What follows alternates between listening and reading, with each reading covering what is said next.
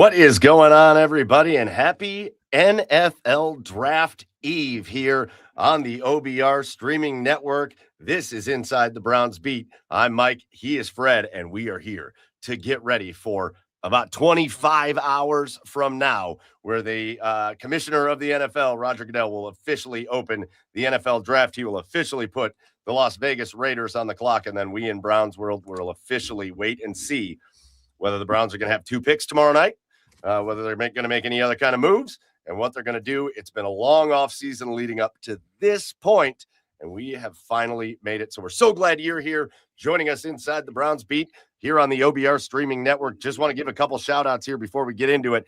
But first of all, shout out to the OBR. The Orange and Brown Report is your home for the best Browns coverage in Cleveland. So get over to the OBR.com and hit subscribe today, so that you can be a part of everything that happens on the site and here on the streaming network. Again, if you're joining us live on Twitch, on YouTube, on X, on Facebook, go ahead and jump in the comments. We want to hear what you have to say. We want to hear, now that we're just a day away, what your final thoughts going into the draft are, and we want you to be a part of the show. Also, I want to give a shout out real quick to two shows coming up. One, 9 o'clock tonight. Get the beers cold, because I'll be right back here for Garage Beers. We are going to have a great time. We're going to get back into the draft. We're all going to do our drafts. It's going to be really funny, I have a feeling. So make sure you're there for that. But we're also going to have a special guest on, our buddy Justin Rowan. He is the host of the official podcast of the Cleveland Cavaliers, the Chase Down Podcast. We're going to talk about the Cavs that are up 2-0 in their playoff series. So make sure you're there at 9 o'clock tonight for Garage Beers. And finally, tomorrow is the big day, because tomorrow is also when the OBR Draft Cave officially opens. And we are going to have wall-to-wall draft coverage. Really, it's going to be me and Pete and Joe there the entire time. And then Fred's going to jump in, and Park's going to jump in, and Sam's going to jump in, and Jack's going to jump in, and Barry's going to jump in, and the whole OBR staff is going to jump in. But we're getting kicked off tomorrow at 7:30 p.m. as the draft starts at 8. And then we'll be right back on Friday.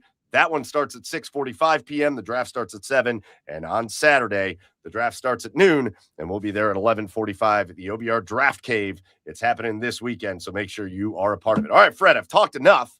People aren't even here to hear. They're not here to hear me talk. They're here to hear you talk, because you are the Browns Beat, and this is Inside the Browns Beat. So, Fred, what's going on, my friend? How's life? Well, we had our first real football look yesterday. Todd Monken had his first practice. The NFL gives first-year head coaches an extra mini camp, and so he took advantage of it, and we were able to watch them practice on Tuesday. They did so again today, and they are tomorrow. The only day that was open for the media was yesterday, so we got to see real live football being thrown around, and there were some things going on with that I took away. And now it's all focused, with the draft, less than, like you said, 24 hours. Kind of tired of talking about it since the end of the season. Now, what are they actually going to do? They're going to show their hand, on who they really like and what they're going to do. And so, yeah, it was, I can talk a little bit about the mini camp. Todd Monken, you can tell it was only one day, but I can already get the feel of a little bit of old school. I mean, we were told it was going to be at 12:45, and media was going to meet with him afterwards starting at 2:20. Well, so we thought, well, certainly they're not going to go 2 hours. Kevin Stefanski never went more than an hour, or maybe an hour and a half. They went over 2 hours because they started early, and they went to like 2:25. And this is like in shorts. And now I know they were excited to be out there for the first day, but my goodness. And they threw 11 and 11 more than I'd seen in ages. I think part of it, he said, was because they were allowed to. They're usually not allowed to do 11 on 11 at this time of the year. They're usually in phase 2, which is just classroom. But in this mini camp, they were able to do everything. So I think he's trying to take advantage of it. Even though it's first time they were on the field, the players were just learning the plays as they were running through them. And so that was interesting. He said a couple things after, that I took away as a little bit as a draft hint. Maybe he didn't mean to, or maybe it didn't mean anything. But he was asked about because they put the first five out there on the offensive line. There was DeJuan Jones, Luke Whippler, and Elton Jenkins weren't practicing, but they were there. Right. So who was out there? Well, besides that, twice when we were asking if he feels good about what they have, he said, well, we still have some to add after the draft. So he said that twice in questions about the offensive line. So that leads me to believe either wishful thinking that he's hoping they draft linemen, or they've already talked about it and are going to make a point to get one, whether first round or two in the first round or top 2 or 3 rounds. So that was a little bit of a tidbit. The quarterbacks are wearing GoPro little cameras, so I guess it's another tool. The coaches now can see where they're looking, so that was kind of interesting to see. Sanders, Watson, and Gabriel with those on their helmets. You guys rehabbing. Quinshon Judkins didn't practice, but he looked pretty good. I mean, there was some reports that he might never make it back. I think he's going to be ready. They're going to be careful with him, but I think he's for sure ready for training camp. He might even be around, at the end of the spring. So those are a few of the highlights of the mini camp. Like I said, they passed a lot. They ran 11 on 11. A lot of guys flying around. There was some veterans not there. Denzel Ward's usually at these things. He wasn't there, but Monken really played that down.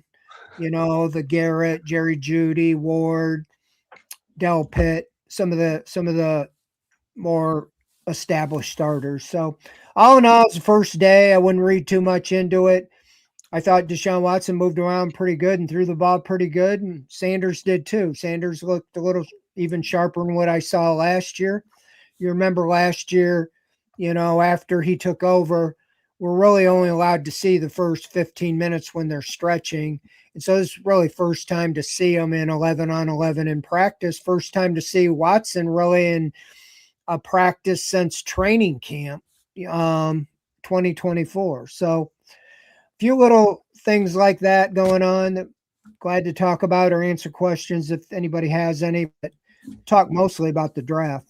Just thought I'd get that out of the way, some of the beginning of actual football.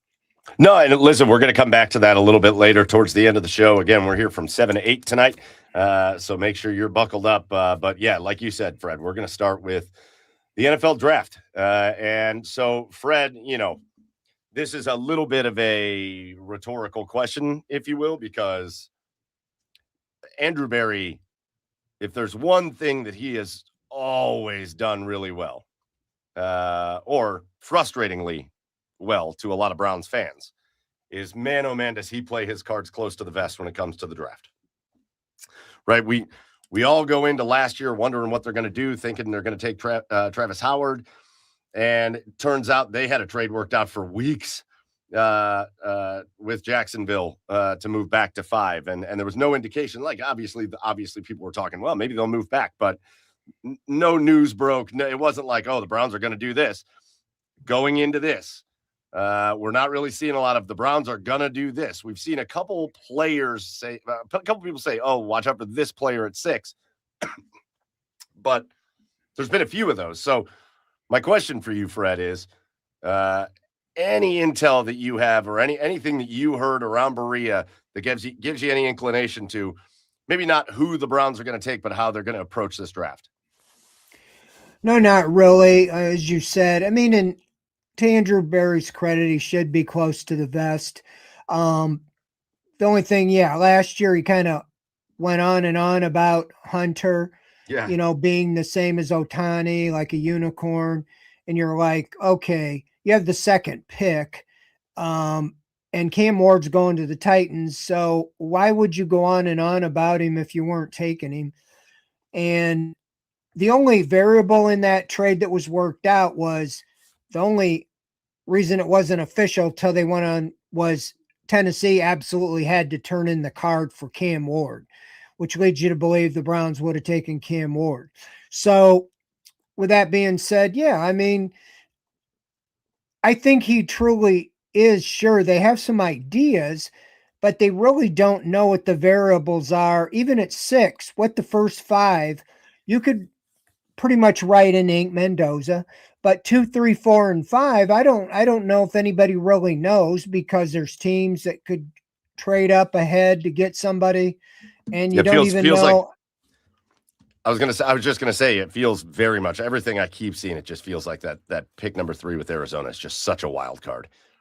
Like that feels so volatile. That whole pick that whether it's Arizona that makes it or whether somebody comes in, that third selection feels very volatile. Feels like it could really swing the draft in a weird direction. So you're exactly right, Fred. We have no idea what's going to happen between 1 and 6 or 2 and 6. And think of this, they've shortened the first round. They used to get like 10 minutes between picks. I believe it's been shortened to 8, which is better for fans, so you're not, going to be, that's going to add up over time.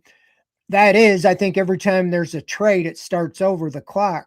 But these guys are going to have things kind of worked out, contingency plans, or that 8 minutes is going to go and they're just going to have to make their pick. And so I would not be surprised if the Browns just stay at 6 and make the pick. I think they would like to trade down, but I think they have to really feel good that they are able to move down, but not far enough to still get a top end talent. I mean, I think they need offensive weapons. I mean, it screams that when you fire Kevin Stefanski, basically because your offense scores 15 a game and 16 a game in the last 2 years. So why wouldn't you get weapons, especially like at wide receiver and offensive tackle? I mean, the weapon is more in the wide receiver. So it's hard for me to believe that they would trade down if they didn't know they were going to get a really good player. Because if you trade down even to 12, which a lot of thing is, been talked about with Dallas, you might not get the best wide receiver, or you might not get the best tackle. You might get the second or third best of either. Now, if you have them all ranked the same, then it doesn't matter. But I don't want to go too far down that you lose a blue chip type player. And that's just me. And because again, we talked about that on this show and with the scouts. In fact, the scouts we had the last 2 weeks went back and forth, one said, well, you got to take Carnell Tate at 6, but then came back and said, all things being equal, I think I'd take the tackle at 6. Right. Because he felt like and I'm like, well, that's kind of how we're at. What do you, I saw 3 graded first round wide receivers and like 3 first or second round. And then another one that had at tackle 2 first round with like 5 first or second. So it seems like there's a little more selection at tackle. So that's why I lean to the wide receiver first and the tackle second. But as I wrote, that means they'll draft 2 defensive players, like they did last year. Well, and we're going to go to that because I do think it's been my thing that I have said this entire draft process is that I think everybody's looking at this in terms of the Browns roster, not that it's a problem or whatever. And I'm doing the same thing. But we saw it last year. We saw it last year when we were screaming for offensive weapons and wide receivers and stuff. And Andrew Berry went out there and took a defensive tackle with the first pick, and he took a linebacker with the second pick. And I think it shows you, I think more people, and we're going to get to that in a little bit because I want to talk about it with you more, but I think more people need to pull back the reins and understand that if there's a guy rated very highly on Andrew Berry's board, he's not going to go get a guy rated lower because it fits a position. He's going to take the highest rated guy on his board. I think he has shown you that multiple times throughout his career. So we'll get to that in a little bit. But Fred, for your perspective, so you brought up you would go wide receiver at 6. And I'm so torn on what I think is going to happen. Because on one hand, I look at what they've done this offseason, right? And they really addressed the offensive line. Like, here's the thing. I know they don't have that blue chip left tackle right now, but their offensive line is improved. right? They have improved the offensive line, if for no other reason than these guys are probably going to be out there playing next year, as opposed to the offensive line they had last year, which none of them actually played. So they've spent a lot of time addressing the offensive line in free agency and trades and stuff like that. And so to me, that says, okay, they've really taken care of a chunk of that. Does that free them up to go get that wide receiver? Because I would love for them to do that. But on the other hand, Fred, you've got to look at history. And history tells you that Andrew Berry hasn't looked at wide receiver early in a draft. Now, obviously, he hasn't had a lot of early draft picks to look at wide receiver, but it feels to me like wide receiver just continues to be a position that Andrew Berry feels like he can get later, which I don't know why he feels that way because it hasn't worked. But I don't know. I just keep getting torn on. I ultimately come down to, I think if it's down to Andrew Berry picking between those two positions, he probably is going to lean towards the offensive lineman. It just feels that way to me because I feel like he thinks they can get weapons at other point in the draft and he wants to get that offensive lineman. Do you get any kind of sense like that? Well, yeah, that's exactly, in doing a projection for tomorrow, is that I asked Andrew Berry at the pre-draft press conference about almost like, is your philosophy not to take a wide receiver in the first or second round because in your first, was it 6 drafts? You haven't drafted a wide receiver higher than Cedric Tillman, and that was 74th overall. And he said, no, it's nothing against philosophy. And he went back to the history. We had Jarvis Landry, we had Odell Beckham, we traded for Amari Cooper and Jerry Jeudy. I get all that, but you didn't do that this year, and you banked on a third-round pick Tillman last year to be your starter. He still got potential, but he didn't do it. And you got Isaiah Bond, who you got as an undrafted free agent. So it just begs to address it at the top. I mean, we can argue all day how much better Joe Flacco looked with the Bengals when he had 2 top-tier wide receivers. And maybe you can't draft Jamar Chase this year, but I think you can get close to T. Higgins with Carnell Tate or Mekhi Lemon or whoever. And so that's where I just feel like, yeah, that's what holds me back. He has not been good or even tried at the wide receiver in the draft, and he really hasn't tried at the offensive line other than the Jed Wills in his first draft. And so I don't think you have to overthink this. Just take the best guy you have at wide receiver, because a Carnell Tate, for example, in my opinion, is immediately one of the best 2 wide receivers you have. If not number 1, he's at least number 2. And so, hey, you need those guys. Get them. He is way up here on that list of wide receivers you have. But it's funny, and this is something I think we're going to address even later tonight because I think there's a very fun list that comes out of. We talked about it with David from our lads. He called it, what did he call it? Like prospect fatigue or something like that, where you, I think about it with Spencer Fano a lot. We went through the entire football season talking about how Spencer Fano was the best offensive tackle in football. We just went on and on and on and on and on about Spencer Fano head and shoulders above everybody else. And then you get into the draft process, and then everybody wants to start like nitpicking and finding other things. And you get to that draft fatigue.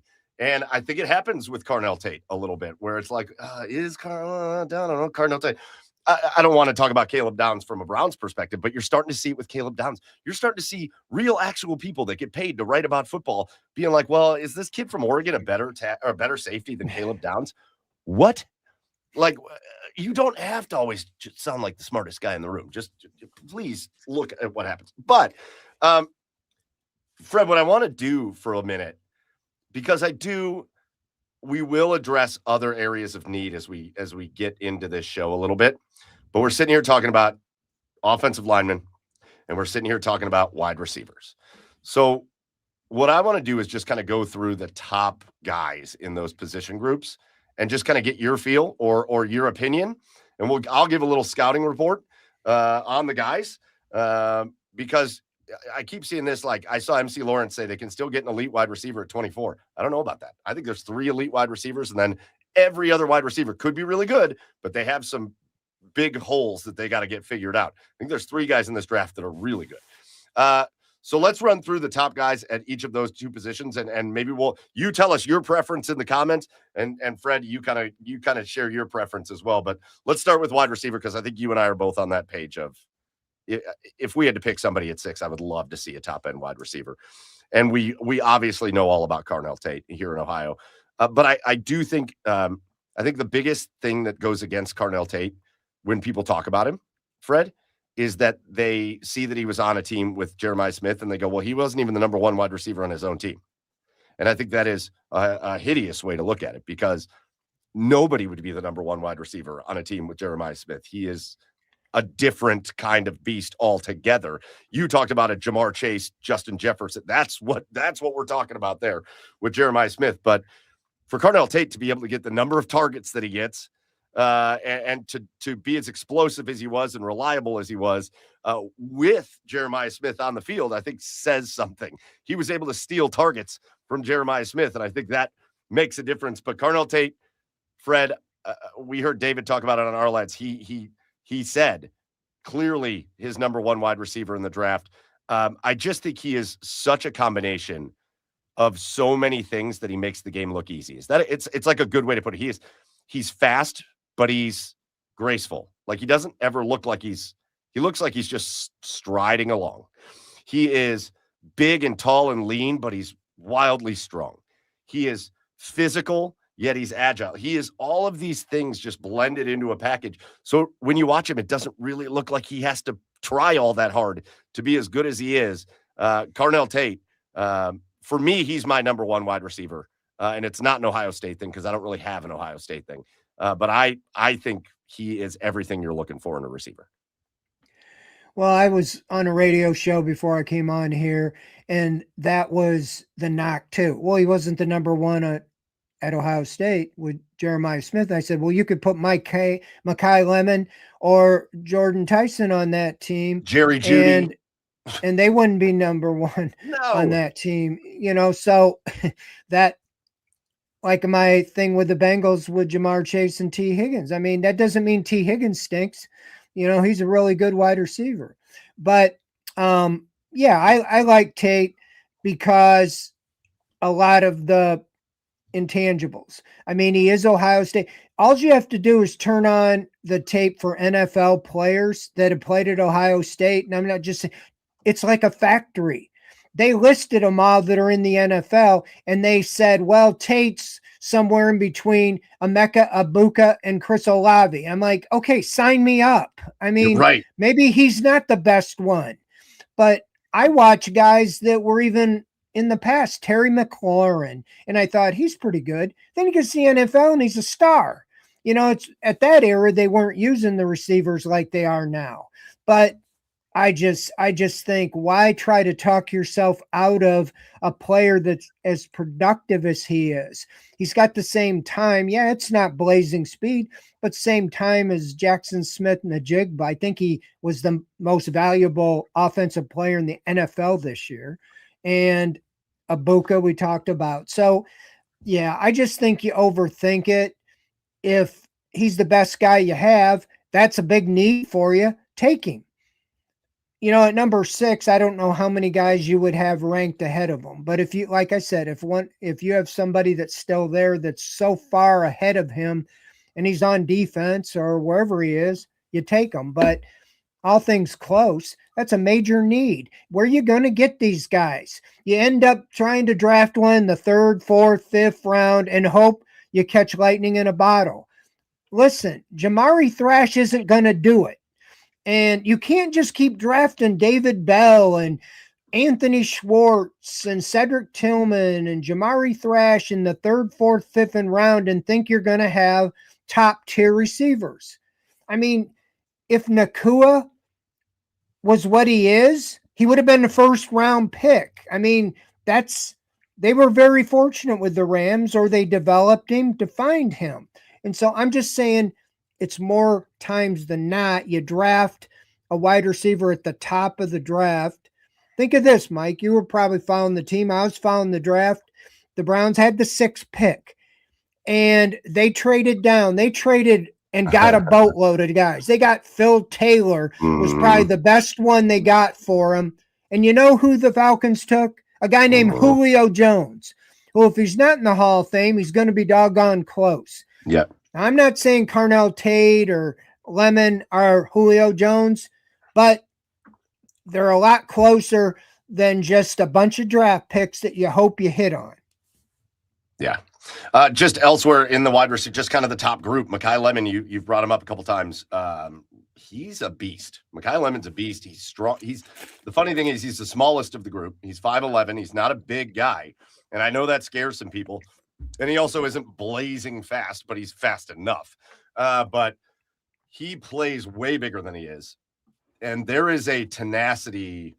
Like I kind of talked about how graceful and like just easygoing Carnell Tate makes the game look. Mekhi Lemon is mean out there. Mekhi Lemon makes the game look. He makes everybody look like they're afraid of him. He's tenacious, but he is.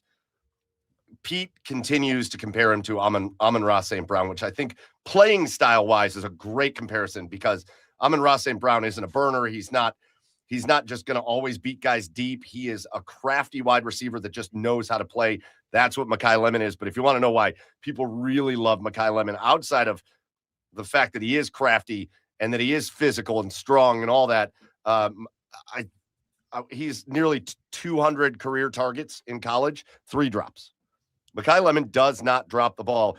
And on contested catches, like last year, contested catches. Again, he's not the biggest guy, but I think he brought in 7 of 10 contested catches. Like Mekhi Lemon wins the football. And so a different playing style than Carnell Tate, but Mekhi Lemon is a baller. I'm going to go through them just real quick, and then you let me know thoughts, Fred. Jordan Tyson's probably without the injury history, Jordan Tyson probably be the number 1 ranked wide receiver in this draft. He's an athletic freak of nature. He's like his brother. It's like watching a basketball player play wide receiver. He jumps higher than everybody. When Jordan Tyson snatches the football out of the air, it's one of those ones where you can hear it. Like you could be in the stands and you'll hear him catch a pass, and not in a bad way, like he's got tough hands. It's that he goes and like grabs the ball and brings it in. Another guy that doesn't drop passes. Again, super fast, dynamic with the football after the catch. There's everything to like about Jordan Tyson. Except for one thing. And that is in each of the last 3 years, he missed time because of injury. But I have seen reports that teams feel pretty comfortable about his injury history, especially because he had the knee injury early, and that's the one that I think scares people. But a broken collarbone is a broken collarbone. Like that's not like a recurring injury that you have to worry about. And his other leg injury is not something I think that you have to worry about recurring injury. So I've seen a lot of things saying teams are pretty comfortable with his health. Other guys you expect to see to go early. So for me, Fred, it's those 3 guys and then a fall off, because the next group of guys we're talking about, Casey Concepcion from Texas A&M. Super dynamic, fast. Get the ball in his hands. He makes things happen, but he's also really good at getting the ball down the field. He's kind of a center fielder when he's running routes. He's great at finding the football, great at losing defenders. He's got some drops issues. He's not the best catcher of the football. And he's a smaller guy as well. So you worry about, taking a big hit somewhere. But Casey Concepcion, going to be there at some point in the first round. Omar Cooper, another guy. When you get the ball in his hands, look out, because he's a home run hitter out of Indiana. Omar Cooper Jr. is, again, speed demon, everything. He's not the guy that you're just going to throw a ball up to and watch him go get it. Like, you got to get him open. And once you do, he will make something happen. And then you'll see Denzel Boston's name, 6'4", big body wide receiver. Excellent in contested catches, but just not going to burn anybody deep, not going to lose a lot of defenders on his routes. So for me, Fred, I think you've got those 3 guys, Tate and Lemon and Tyson. And then I think there's a bit of a shelf before you get to that next group of guys like Concepcion and Boston and Cooper and that group. What are your thoughts there? Well, that's kind of how I look at it too. I mean, as far as that's why I just feel like you have a better chance to get a tackle, with the second pick, as opposed to taking the tackle first, and what's going to be available in the wide receiver is more the latter. I think the other three would be gone. I like Tyson. Again, guys, it's hard to know when they're going to get injured or if they're going to be injury prone or whatever. There's guys that have had injury history and then never really had that problem beyond.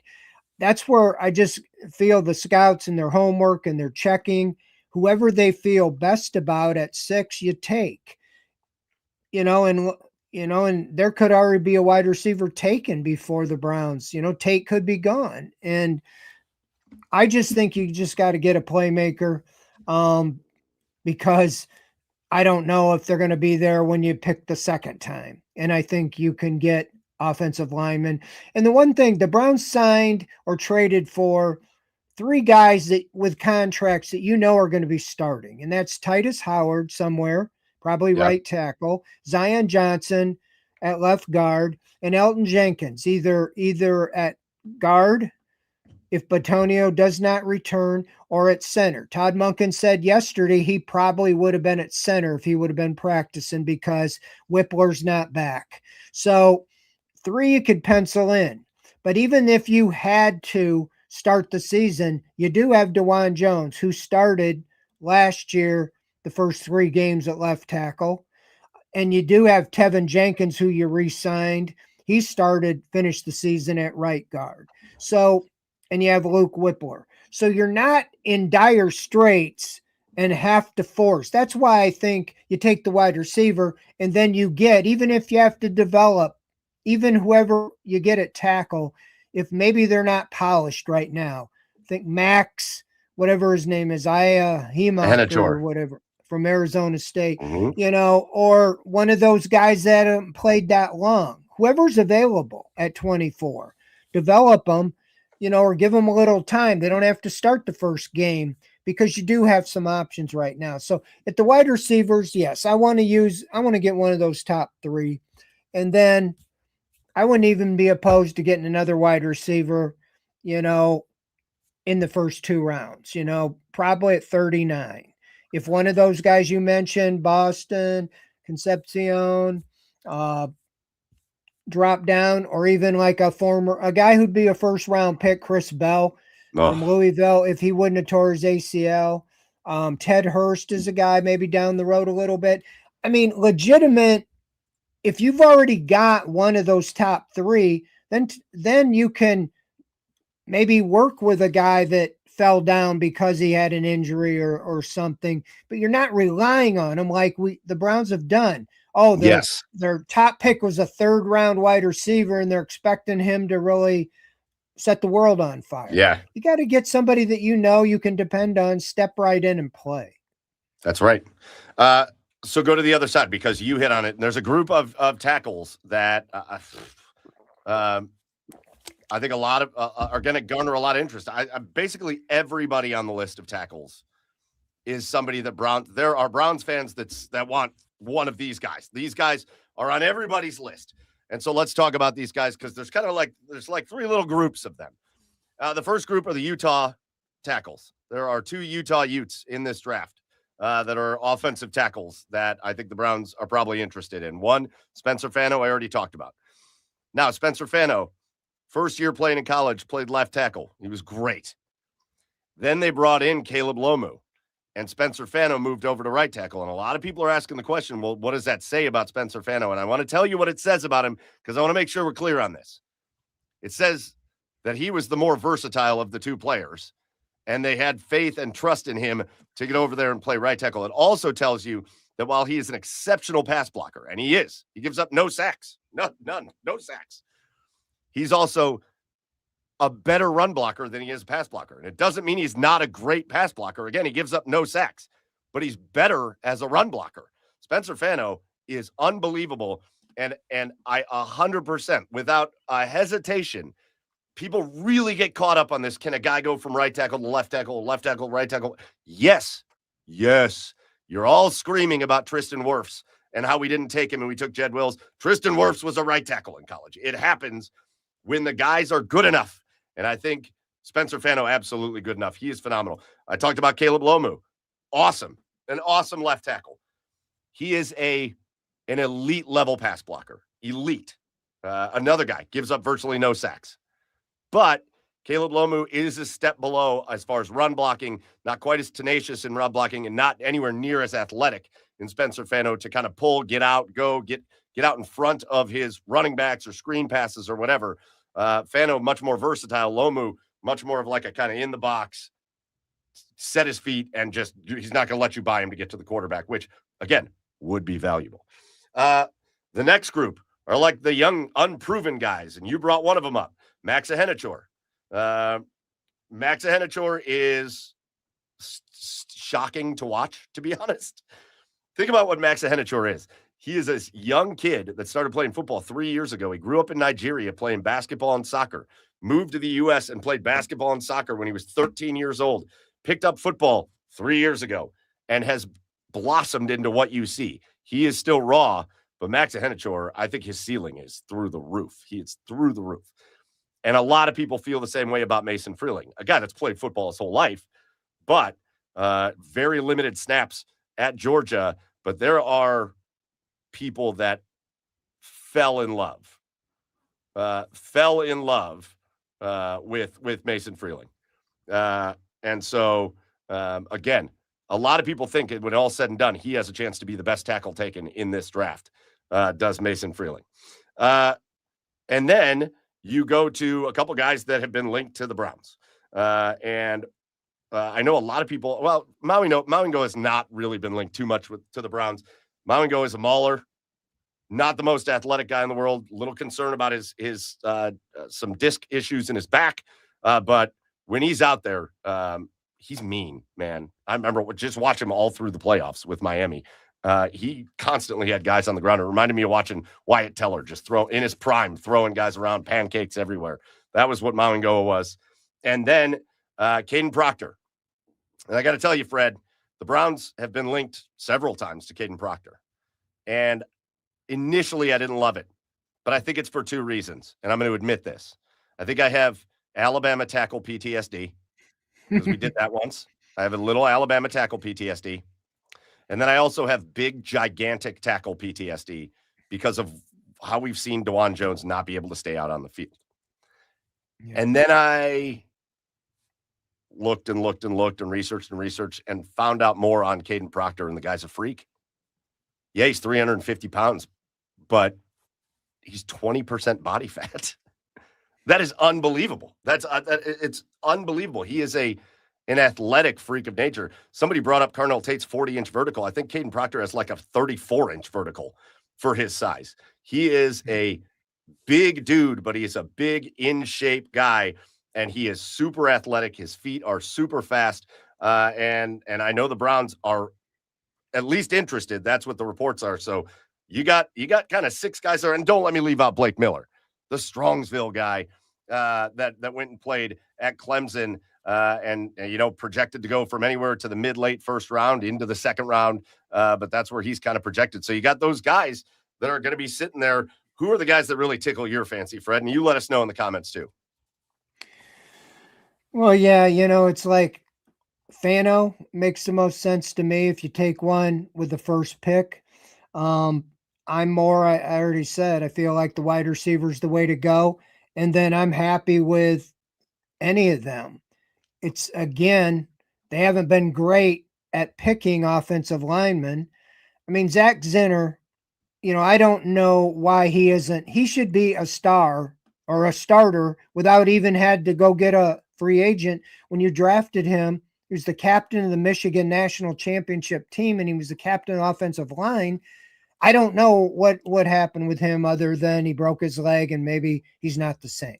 But with that being said, these are guys you drafted. We still have to see if Luke Whippler. But as far as the tackle, yeah, I would take the highest rated one you have. Proctor, a lot of things you said I like. I like a lot of things that I've read about Max.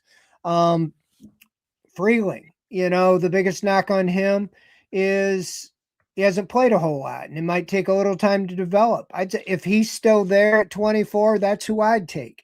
If he's gone, then I'd take the next one, whether it be if Proctor was there or Max or one of those guys. But I think somebody will be there. Well, Moo, I like him. So I'm not in love with any of them. I just want one that can come in and be the left tackle for 10 years. That's what you wanted with Jed Wills. I mean, he should be like in his 6th or 7th year with the Browns, and this shouldn't even be a problem, but it is. So whoever and George Warhop or whoever, when they look and say, okay, get me this guy.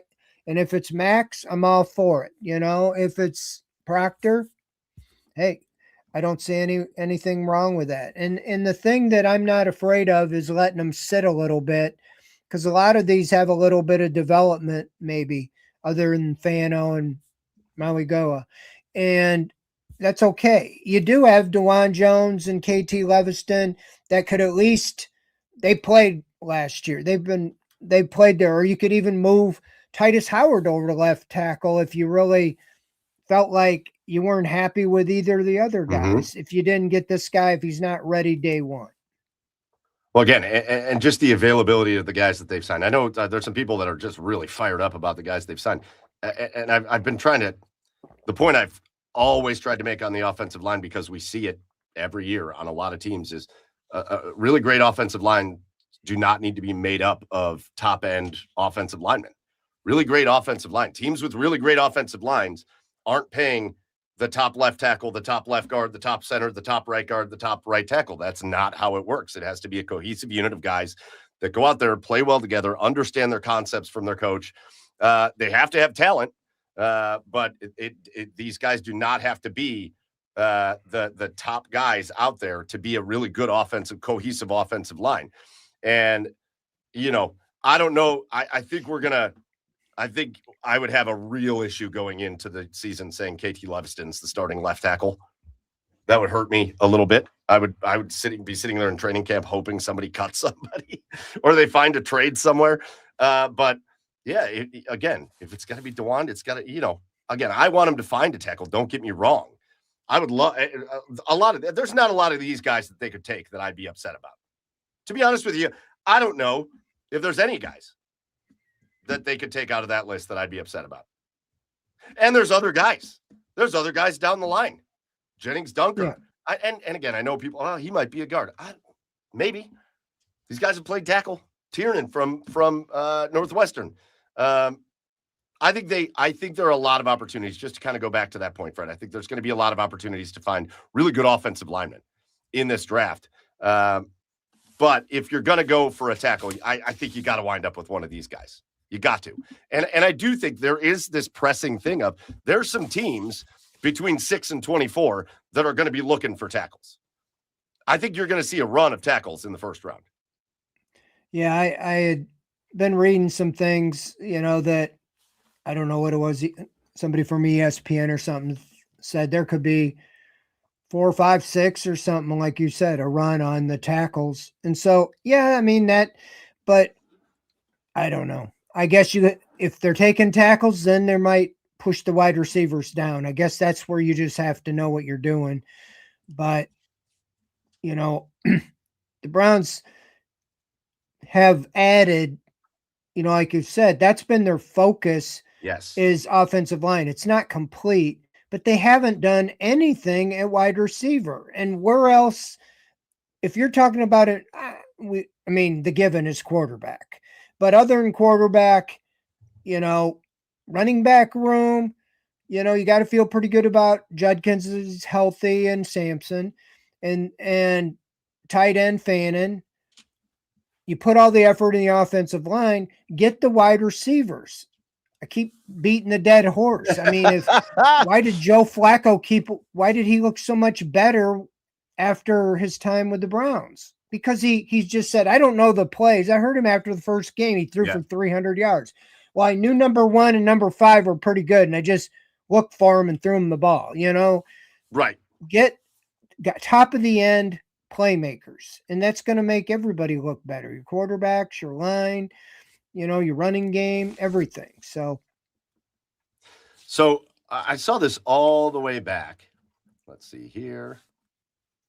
Well, somebody asked it before, and I didn't put a star by because apparently this is my first time doing this. But somebody asked about some proposed trades. So have you seen any proposed trades, rumor trades? And again, these are all, it's all proposed by people online. And there's rumors, maybe some things get floated from teams. But again, it's all going to depend on who's available at 6'2". But again, I think we have to talk about trade down possibilities. Have you seen any that intrigue you? I don't really like trading in the AFC. I've seen some that Chiefs might want to come from 9 to 6. I mean, I'd rather just see the Browns go up 3 spots than 6 or more like the Dallas. Everybody keeps proposing the Dallas because Jerry Jones and, falling in love with probably one of the Ohio State guys or even David Bailey, something like that. But that puts you out of the range of getting one of the top tier guys, the way it looks like it'll end up. Well, this one here, 6 and 39 for 12 and 20. I don't think that's enough. I would almost take a second round, next year thrown in with the 12 and 20, would be more appealing to me. So you have some future. I don't know if you can get a number 1 for moving down like you did last year. But if somebody's really desperate and they know, there's a guy they want, Jeremiah Love or whatever, if he was still available, maybe you could on the clock give them to give that up. I don't know. I'm going to tell you saw this. what the Bengals gave up 10 overall to get a, Dexter Lawrence, and I think that, that's a proven player, but it's not a cheap player. So, yeah, you got to, unless you really love the deal, then you stay and make the pick. Yeah, I got to tell you, I've waffled back and forth on this. I think I would take this. And here's why. Because even if you don't get Tate and Lemon, I don't think 3 wide receivers are going to be gone by 12. So you probably have a shot at Tyson if or Lemon, or I don't know what, somebody skips on Tate, whatever. But I think you got a shot at one of those 3. And then you're going to have, so instead of having 6, 24, and 39, you're going to have 12, 20, and 24. I think you can get one of those top 3 wide receivers. I think you get one. You pick one of these guys that you think of, maybe Max Ahenachor, maybe Monroe Freeling, Caden Proctor. One of those guys will be around at 20. And then I think you could jump right back in and get a guy like Concepcion Cooper. I think you could get 2 of the top level, at least the top 2 tier wide receivers and 1 really good tackle. And I think you could call it a day in the first round. I think that would be awesome. Well, yeah, I misread that a little bit, thinking that was in place. I forgot you have the 24 pick. Yeah. So you still would have 12, 20, and 24. So you'd get 3 of the top 24 guys, and you could get 2 wide receivers and a tackle, or 2 tackles and a wide, or even another position if you wanted Correct. to take a top tier safety or cornerback or edge rusher, something like that. So, yeah, if you can squeeze them and get that 20, I had read where they didn't want to give up the 20 pick in a trade. And so, yeah, you throw a 3rd first round pick, you get those guys for 5 years at a reasonable rate. Yeah, I can be talked into that one. I know. I saw a lot of people posted online from Dallas proposed trades to come up with Cleveland. Like, we'll give them 12 and 107 for 6 and 39, and we'll give them next year's 6th round pick. Like, no, what? No, that is not how that's going to work. You're going to have to overpay to come up. Really quick, Fred, other areas in the draft that you would like to see the Browns address, and you guys throw it in the comments too, but we've talked a lot about wide receivers and offensive linemen, but what are the other areas on the team that you want / expect the Browns to address in the draft? Well, they showed their hand when they lost Cameron Thomas. He was like their 3rd or 4th defensive end. They signed Epinesa, and then he failed the physical. So he was projected to be a pretty good, addition.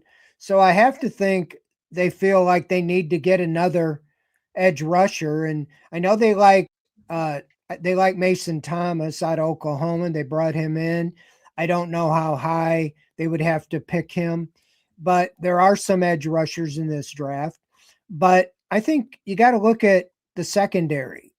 You didn't bring Martin Emerson back, at least to yet. So you have two frontline corners. And we know the problem was every time Ward was out or Campbell was out, you had no depth. You really need a third. And so that could be where you could address and get D'Angelo Pons or somebody that's more of a true slot. Safety's another one. I mentioned that Delpit and Hickman are kind of in their final year. I don't think it's so much they don't like Hickman. They didn't really tender him like a high draft pick. So another team could have signed him, but he is in the last year of his contract. And so is Delpit. And the Jim Schwartz liked to play three safeties, and so does Rudenberg. So you need another safety even so you have three. You really don't have much beside Hickman and Delpit, and especially if they're in contract years. So I could see them adding a safety. I don't know if it would be one of their high picks, but if you got a trade and you did end up with 3 first rounds, you might be able to take a safety, with one of those 20 picks, the guy from Toledo, or you couldn't get Downs unless you took him with the first pick. But Correct. There are some guys, there. It just depends on how aggressive they feel they want to be at safety. Again, you could take one maybe in the 3rd round or 4th round, but I think those areas they address. When you look at the defense, most of the defense, you don't really need stars or front line, but you need guys to push for the future and could step in. So wide receiver and tackle covers a lot of it. I have a guard, being drafted in the 2nd round with 39th. I'd kind of like to see him take that. I think, Fred, I think you hit on one that was big for me. I think you're going to see a corner, and I think you're going to see it within the first couple of days, because they need not just that they need one, but there's some really good ones available in this draft, and really good ones available not just day one, but in day 2 as well. And it would shock me to not see Andrew Berea. He's been good. That's an area he's been good at, is drafting corners. It would shock me with Emerson going, and like you said, to see the way they kind of struggled. If Denzel or Campbell went out, I think one of these corners is going to go. I think a couple areas. You brought up a guard, but I think I'll just emphasize that again. I think interior offensive line. We've spent a lot of time talking about these top end, these tackles, these top end wide receivers. But when you dive into the draft, there's some really good interior offensive linemen available in this draft. Obviously you got 1st round guys like Ioane, but then you start getting into the Dunkers of the world, who's kind of projected to go at a guard spot. The Chase Basantises, the Caleb Tiernans, you start to go over into centers, and there's some really good ones there. Slaughter and a couple other guys, Connor Liu. I think the Browns are probably going to, when you talk about what they've done this offseason, I know it wasn't popular with everybody, but also a lot of what they've done this offseason, they're not big long-term contract deals. There's some guys here for a couple of years maybe, but that's what the deal looks like. So I think you may want to build up what kind of that next level of the interior offensive line. And it would surprise me if they didn't do that. And then the last position, I think you borderline have to find a tight end somewhere in the middle rounds of the draft. And I made a video on this when we did this side up, but go look at the percentages of players that wind up being at least 4-year starters for their teams by position, by round. And it makes you feel pretty good about where the Browns' needs are, at least, because you got a really good chance on hitting wide receivers in the 1st round, and still pretty good in the 2nd round, and okay in the 3rd round, and then it goes into a cliff. You got a great chance. It's like an 80% chance on hitting a starter, a tackle for 4 years in the 1st round. And then you still got a good chance in the 2nd round. That kind of goes off a cliff. And you see those positions disappear. And then you start to see the 3rd, 4th, 5th rounds. You start to see the guards. You start to see corners, defensive backs. You find some success there in the middle rounds. And then you start to see tight ends. And I think guys like Max Clare from Ohio State, the kid from Vanderbilt, Obviously, the big one is Sadiq the Freak out of Oregon. I think he'll be gone in the first round. I know the Browns had a visit with him, but I think the kid out of Notre Dame, I forget his name, Raridan. I think at some point the Browns probably bring in a tight end. Yeah. Yeah, I think a guy like Max Clare would make a lot of sense. Oscar Delp, some guys, that not top tier needing, but definitely the depth. I think you got Harold Fannin. Besides him, you got a bunch of kind of guys, blocking guys.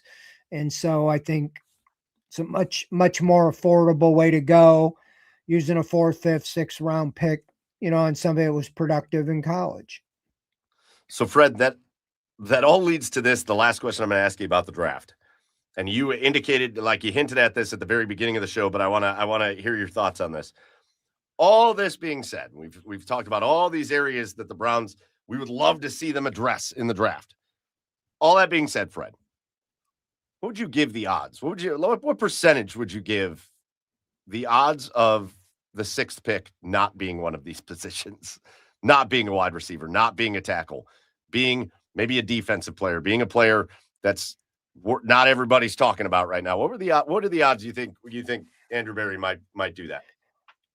I think it's probably 50%, because I'll tell you this, they've really never done what the logical thing, or what you're saying. This is for sure what they're going to do. I mean, I can't hardly ever think, of everybody was expecting, even last year when you had the number 2 pick, the only times I can say everybody knew was when they had the first pick. Oh, it's Myles Garrett. Oh, what a shock. It's Myles Garrett, Yeah, right. And even the quarterback, they took one, Baker Mayfield. But even with the number 2 pick last year, I mean, I felt pretty strong. I had a story written on Travis Hunter, because you're like, okay, why would he, go on and on and on, and then pass the what he called the best player, possibility, because, and so I really think that there's a good chance somebody will come up and say, hey, we'd like to trade. I think he's more than amenable to move down. I mean, I think he's, he made the quote when we met with him that last year everybody didn't think we were going to trade down. We did. This year everybody's talking about trading down, and so they probably won't. But I still think if they get the chance, it's just a matter, we just don't know the variables, and we don't know what sounds like a good deal to us might not be a good deal to them. But I would like to see him change a little bit and draft a wide receiver high. Maybe not with the first pick, but I just feel like there's a stubbornness that we're just not going to draft him at the top of the draft. We can figure that out later. And I could have seen if they would have traded for one or signed one free agency, but you're seeing middle of the road free agent wide receivers getting paid $25 million a year. Thank you. Why not get a first round wide receiver, and you got him under contract for minimum comparative wage for 5 years? And so that leads me to believe that even if he doesn't want to do one at 6, that he would at least entertain it at 24. So yeah. Okay, last question I have for you, non-draft related, but again, we had the mini camp. It's the first action we're seeing with Todd Monken. Again, much was made about the people that weren't there, and it's not. It's the same thing that happens every year, and we got to talk about it and act like it's a story, and it's not, as Todd Monken basically said. But with that being said, just tell us a little bit, Fred, before we get out of here with Inside the Browns Beat. I think a lot of people want to know just the noticeable, if there were noticeable differences between the last several years, obviously with Kevin Stefanski running things, and what kind of things you noticed were different, what kind of things you saw were different. I know we saw a lot of reports that they ran a lot of full team drills. I think Todd Monken's quote, he got asked about it, and I think he said, yeah, because we can, which I thought was great. Yep. But just tell us about what things were noticeably different under Todd Monken than we've seen with Kevin Stefanski. Well, yeah, it was thrown together because it was they had been totally inside, so it was just cold turkey out on the field. They had a walkthrough. That was the first thing in the morning, and most noticeable to me was over 2 hours. Kevin Stefanski, and one of the reasons the coaches or the players liked him, I felt like he didn't push him too hard. I mean, I always kind of joked with the other media. I said, I think I could make it through, a Browns practice as long as I didn't get hit. If I could get an orange jersey on, because they don't really hit and they don't go that long. Well, we got a thing that we were supposed to practice was at 12:45. So we got there, they took us out about 12:20 and they started early. And we were supposed to interview Monken and Sanders and Gabriel after practice at 2:20. And that's when they said interviews would be 2:20. So we thought, okay, well, they certainly aren't going to practice that long. So there must be a cooling off. Well, they went till 2:25. So I had them over 2 hours.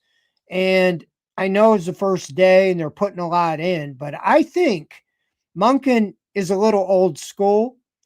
And he's coming from John Harbaugh, who, I think it was Zay Flowers recently criticized Harbaugh for the number of injuries because they practice so hard physically.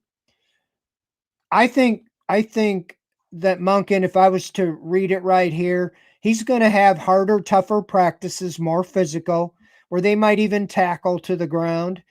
Yep. And I think that they will play in the preseason some, where Stefanski never played anybody. He didn't want anybody to get hurt.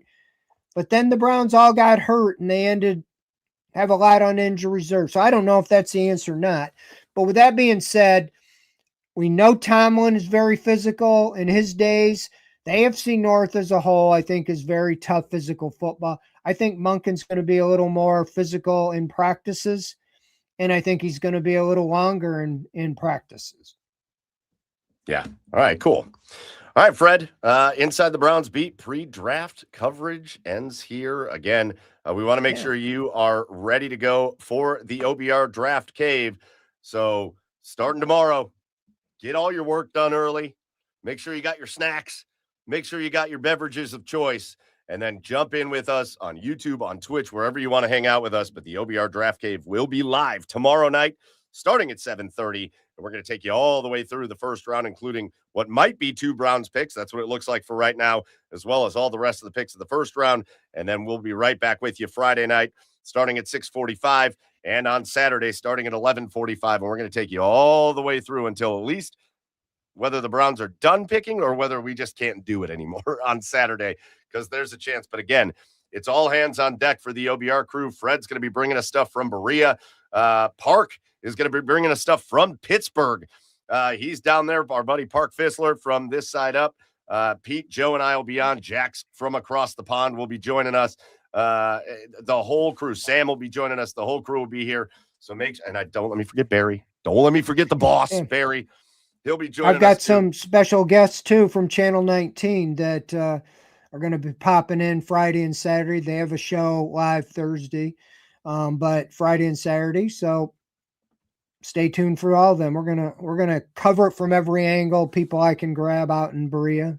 Yeah, we're going to have a great time. So make sure you're tuned in. It's going to be one of the best draft caves in OBR history, and it all starts tomorrow at 7:30 p.m. Again, next up here, we're going to take a break until 9 o'clock, and then I'll be back with Chad, Joe, our special guest, Justin Rowan from the Chase Down podcast, where we're going to talk a little bit about the Cavs to get things kicked off and their 2-0 lead in the playoffs over the Toronto Raptors. But then we're going to dive in to our draft talk on Garage Beers, where we're going to have a little bit of fun with it, have a couple beers, and talk all things NFL draft. So you go hang out, go to the bathroom, do whatever you got to do, kiss the kids goodnight, whatever you got to do, and then come back and join us at 9 o'clock for Garage Beers. We will be right here on the OBR streaming network.